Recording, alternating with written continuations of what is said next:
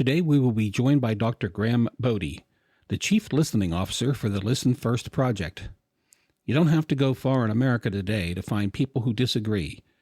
It's always been that way, and in the past, for the most part, we were able to work out our differences with discussion and trying to see the world as the other person sees it.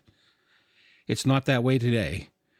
Today, we just don't disagree. We dislike, distrust, and even despise those who see the world differently.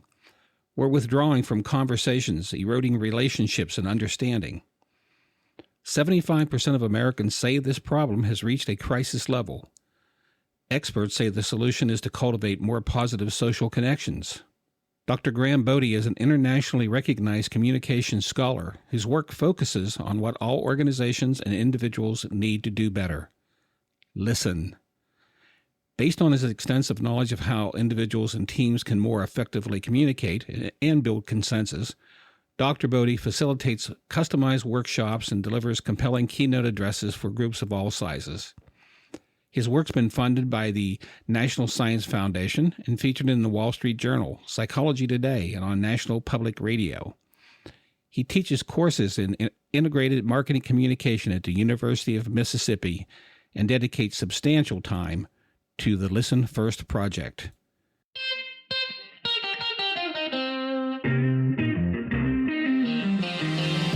Hi, this is Bob Poole. Welcome to the Water Cooler Hangout. For over 40 years, I've been helping people like you grow and prosper.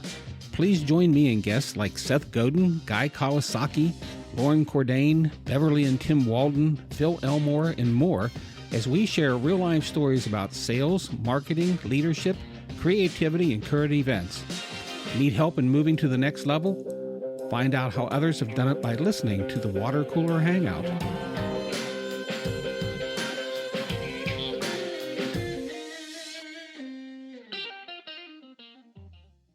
Hi, everyone. I'm here today with Graham Bodie, who lives in Oxford, Mississippi. Hi, Graham. How are you doing today? I'm doing well, Bob. Thanks for having me. Welcome. I'm glad you're here. And our listeners heard your resume already.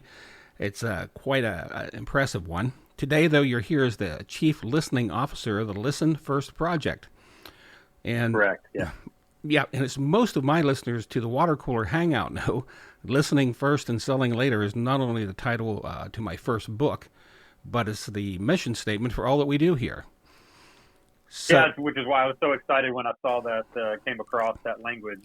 Anytime I see that language, I'm just, thrilled that other people are, basically in that same camp of people who've drank that Kool-Aid and keep drinking it. So it's wonderful what you do. It's wonderful what you guys do. And I was really happy to find you. I had no idea the project existed and has been out there for a while. So why don't you tell us what it's all about? Let's start with that.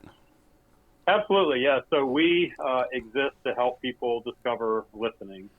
We are primarily a social movement or organizing organization.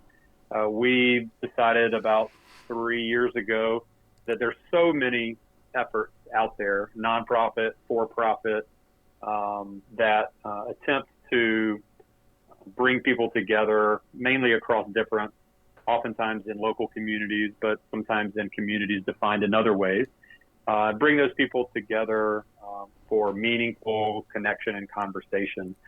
And because there were so many of those efforts out there, and we found that there wasn't a whole lot of sustained effort at what we say amplifying, aggregating, and aligning those efforts, we started to spend our time on building Listen First Coalition, which started with 4 organizations and has grown to over 325. Several years ago, at the same time, we also launched what we call National Conversation Project. And the main event there is the National Week of Conversation that happens usually in April. Of course, this year with the pandemic, we kind of scrapped the whole idea of events, week-long events to begin with, and that developed a sustained campaign. But overall, what we try to do is we try to bring together those efforts across the country of people like yourself who are interested and have spent their careers, or maybe you've only spent, the past couple of months, whatever the case might be, forwarding the notion that listening is powerful for personal and professional happiness and success. And we just try to uplift those opportunities and get as many people across the country and across the world invested in listening better. Well, fantastic. It's quite a challenge. I just read the other day that I think something like 75% or 80% of America says that we're at a crisis level in communication, that we're divided.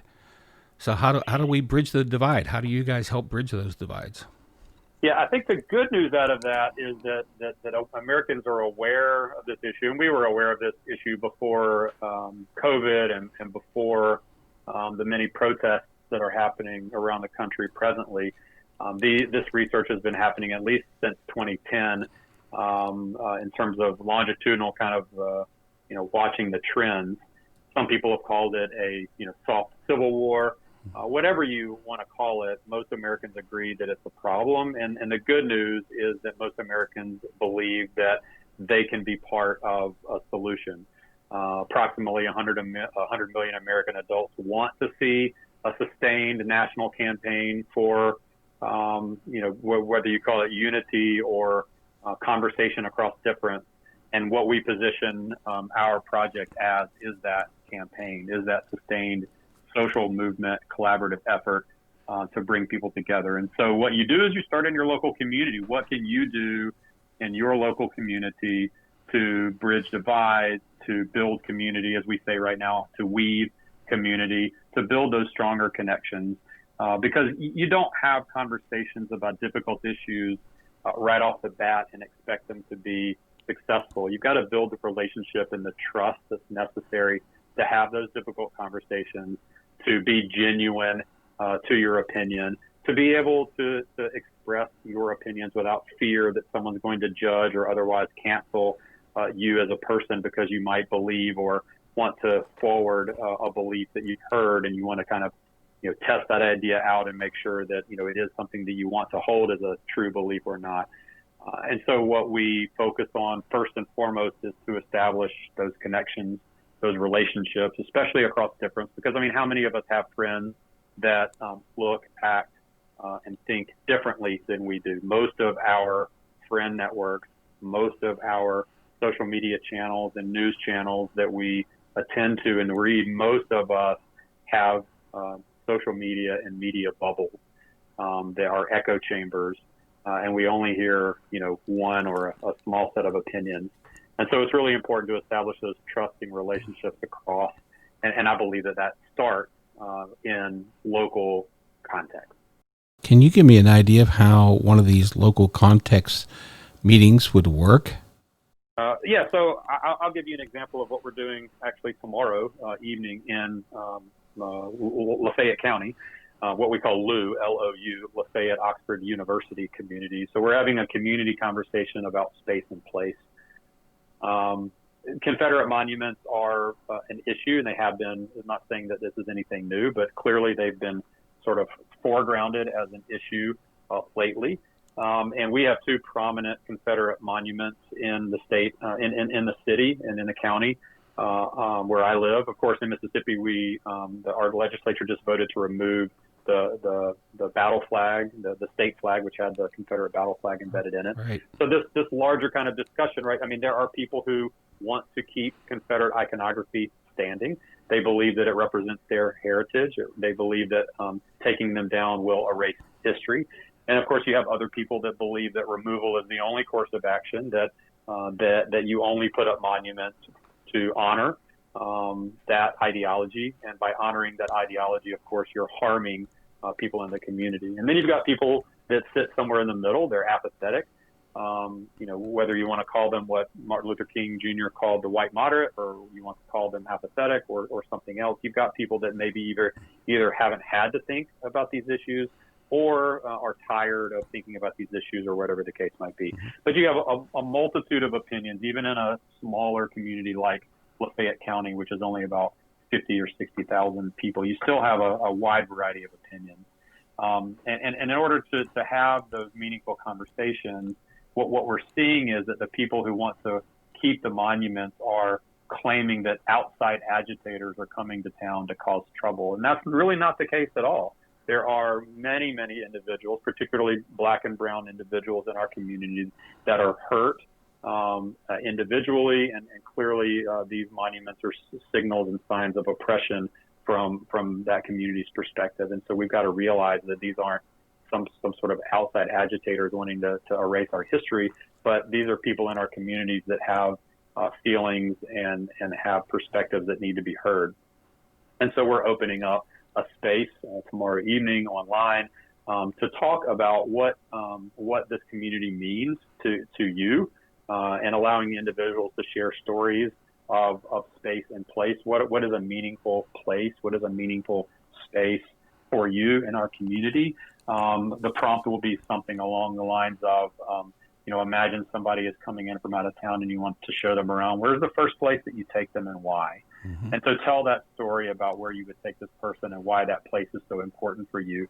And the idea here, the theory of change that's behind this, of course, is that if you can personalize and individualize these stories, what we find is that we have a lot more in common than we have that divides us. And it's those kind of connections across difference.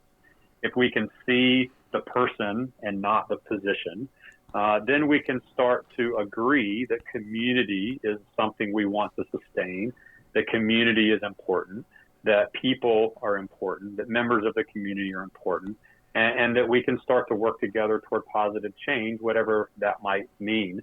In the case of the Confederate monument at the university, it was a long process, but that monument is now being moved from its place of prominence to the Confederate cemetery. And you can call it a compromise if you want to, but nevertheless, it seems like a win for the individuals that wanted that statue moved because of what it represented, or taken down because of what it represented. And then you can also count it as a win for those individuals that wanted to retain and not necessarily tear down or burn down or destroy that monument for whatever reason that they have as their reason for keeping it. And so to move it to this Confederate cemetery allows for that. And so whether you want to call it a compromise or whatever you want to call it, that movement of the statue was a long process that started with people who wanted it moved, speaking out, having their voices heard, convened through several kind of conversations like the one we're having tomorrow evening for the community at large. And so conversation then becomes part of a process of whether it's reconciliation or action or change, or simply creating relationships so that when something does happen in your community, you're able to respond to it collectively rather than seeing such vast differences that may not actually materialize or be what really is the cause of the issues that you're facing in your community.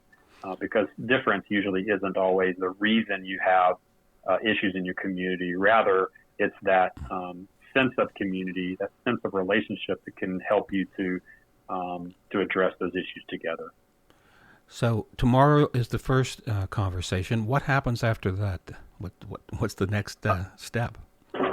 Yeah, so if we follow the model as it's been followed in other contexts, then what we would find next is not only other conversations, other opportunities for us to deepen the relationships and the connections that we've established in that first conversation, but the people that were part of that conversation get to decide what it is they want to do together. They get to decide what are the issues that they want to address, whether it is a Confederate monument or something else. So the example that grew out of the most recent one of these kinds of conversations back in 2015, a group of individuals got together for something similar around race, conversations around race in Lafayette County.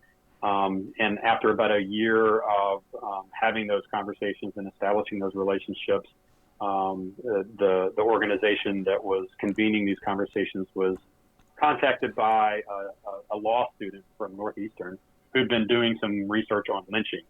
And she said, I would like to present some of my research. And so, of course, the natural start to who might be interested in this presentation were these 100 or so individuals that had been involved on a consistent basis across the year, and so they were brought together with other community leaders were at this presentation, and then that was like in April-ish. By November, a formal task force was created, and the next year, the first marker to memorialize the last known lynching victim in Lafayette County was put in the ground. About 500 people came to that memorial service, that memorialization service. The family was invited. The family was involved in this whole process. And since then, we have also been able to have agreement by the Board of Supervisors to place an additional marker that memorializes all 7 known lynching victims at the site of the first known lynching, which is right outside the county courthouse, right around the corner from the Confederate monument, actually. And so action is, look, conversation is action. I'm the last one to say conversation is an action. At the same time, conversation, as an action isn't the only type of action that needs to happen in community. But I do believe that the community members themselves should have a large say in what specific actions they want to take on behalf of the community in order for that action to be palatable and sustainable. Well, it sounds like, 1,000 of these kinds of conversations should be going on all across the country. Is that what I believe so? Is that what you'd like to see? I imagine, right? That's the whole point of our National Conversation Project. It's a big part of our current Weaving Community campaign. To get people to be vulnerable, first of all, right? I mean, we're all feeling all kinds of feelings, positive feelings, negative feelings, and feelings in between. And yet, how many of us feel comfortable enough to share those feelings, even with our closest, friends and family? Sure. How many times have you, or you as a collective, like asking your listeners here, how many times have you hidden your feelings or felt like I probably shouldn't share that because maybe nobody's going to get me? And the fact is that we're all in this storm, even if we're not all in the same boat, and some of us don't have a boat. So I'm not necessarily suggesting that we're all in this together in the same way, but in fact, we are all in this together in some way, because we're all faced with issues. We're all faced with the emotions, both personal and the devastation professionally for many of us who have lost jobs and so forth. There's something in our lives that is affected by COVID. There's something in our lives that's affected by racism. There's something in our lives that's affected by fill in the blank. And if we can recognize that vulnerability, that being vulnerable is oftentimes the first step toward understanding we're not in this alone, that there are other people that also feel the same way. And if we can start to have a conversation about that, if we can establish connections, and sound like a broken record, if we can establish connections and if we can establish relationships, both with people who have experienced the world similar to us and with people who have experienced the world different from us, people who see the world the same as us and people who see the world different from us. If we can establish those connections and those relationships, I think, maybe this is utopia, Bodie speaking, but I really think it can create the kind of world that we would want to see moving out of this pandemic when, as soon as we're able to actually get back to some sense of normal. I don't want the world to go back to the normal that it was before COVID. I think that the normal before COVID was problematic in a lot of ways. So how can we create a new world, a new life that, allows all of us to thrive and benefit, not just a few of us? Well, how does the Listen First project, in order to scale this up, how do you fund it? That's a great question. If everybody gave $1 in the whole United States, we'd be doing pretty well right now. But like any nonprofit entity, we do struggle with funding. We got some initial funding from a couple of key partner organizations, including Facebook, the Wellbeing Trust, Einhorn Family Foundation, some pro bono work by a marketing organization, BBMG, that's based out of New York. And a little bit of money from Google for ad support. So part of it is foundations, but really I think an untapped area is, first of all, just everyday Americans who believe that listening is important, that establishing connections and relationships is important, that wants to see this kind of work thrive. And secondly, I think the business community has a role to play. If you think about where you spend the majority of your day, it's not around the water, it's not around comfortable spaces talking to people. It's not, at the park hanging out with your dog, although that would be lovely for many of us, right? Right. It's at the workplace. It's in the workplace. And so you're exposed to people who have vastly different views than you, and you may not have any idea that that's the case. And that happens in the workplace. What if we were able to create spaces in the workplace that allowed people to engage in the kinds of conversations that would help them form the kinds of communities in their local communities that they want to see? What if we were able to practice that in the workplace? And I know that's threatening to a lot of workplaces. They, whoa, I don't want to go anywhere near that. That's too political, or I don't want to. I don't want, the name Trump or the name Biden or the name fill in the blank to be mentioned anywhere, because, all that does is, and there's some legitimate fear there, because people don't know how to talk about things that matter to them in a way that respects the fact that other people woke up this morning believing that they have some legitimate ways of viewing the world. I mean, none of us wakes up and says, you know what, I'd like to have a wrong belief today. You know what, I'd like to believe some wrong things. You know what, I would like to be on the wrong side of history today. Nobody wakes up like that. We all wake up thinking that we're doing the best that we can and believing the things that we ought to believe. And so if that's the case for me and you and everybody else, what if we were to listen first and try to understand what makes this person have the worldview that they do? What in their life has created the situations, has created the context, has created them as a person the way they are? What if we were to turn to wonder, not be furious, but be curious? What if we were to have a mentality that everybody, as Bill Nye says, right, everybody has something to teach me, or as Larry King, once said, I've never learned anything by talking. And so if we had that listen first mentality, especially in the workplace, I think that we would be well on our way. So that's a long answer to the question, how can we fund this? I'd love for corporations and businesses to be at the front line of trying to stem the negativity, the division, the polarization that exists in our world today. So let's say I'm a lady and I live in Pittsburgh and I'm hearing this and I say, I want to get involved. What do I do?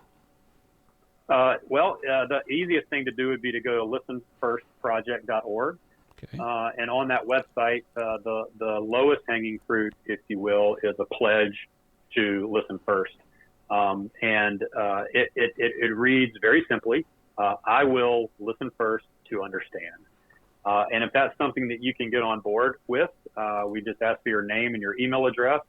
And that basically will kind of allow you to say that you've committed to this mindset to listen first. And notice that I didn't say that now you're a good listener or now you have it all figured out. But it is the first step to make that public, active, and voluntary commitment to listen first to understand. And then we would encourage you to share that with all of your friends, your Facebook followers, and your family, and ask other people, challenge other people to make that commitment as well. And of course, if people have the means to do so, we gladly accept tax deductible donations of any amount. As my friends at the March of Dimes might say, even a penny helps. And which is true. Any amount helps us to keep doing the work that we do. And by the way, the work that we do is largely done by volunteers, including myself. I'm not on any formal payroll by the organization, but it allows us to program and to enter into partnerships and to promote our message far and wide. And it allows us to potentially hire interns and college students like we try to do. To give them experience as well. So pledge to listen first is the first step. And then you can download our tips. We have 10 tips for listening first.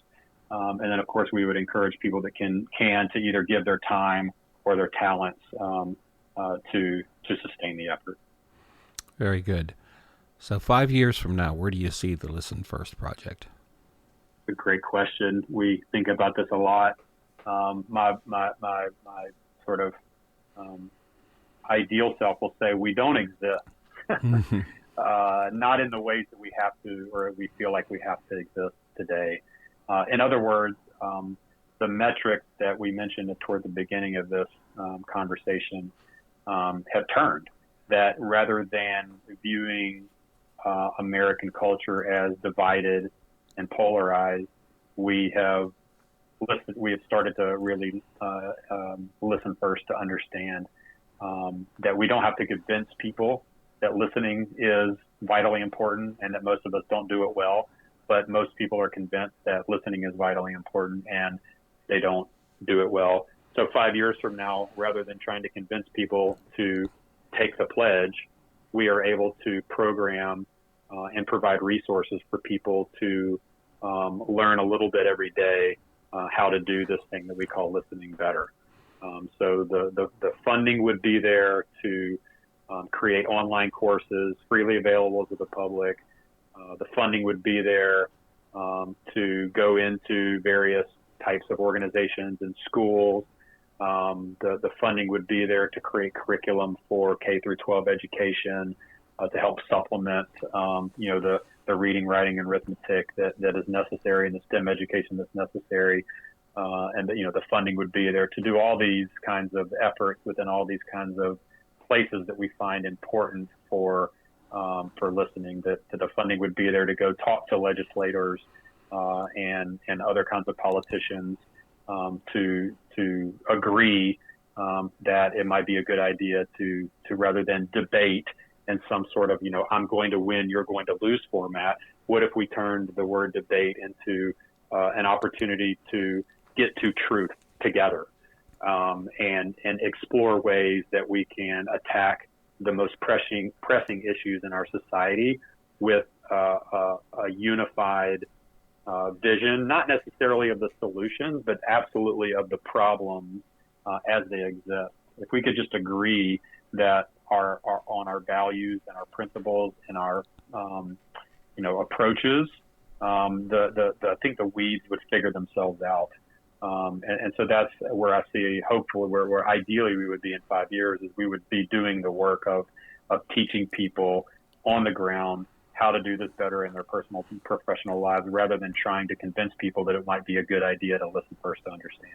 Well, I'm with you on that, and I hope that you're there in 5 years. And if there's anything we can do to help, I'm going to make sure that we stay in touch and keep our listeners updated on this. Well, the podcast was an excellent opportunity to get into a new, audience, and we hope that turns into some people, checking out what we're doing and signing the pledge and reaching out if they find some connection with what we're doing. Well, thank you very much for being here today. Thank you, Bob.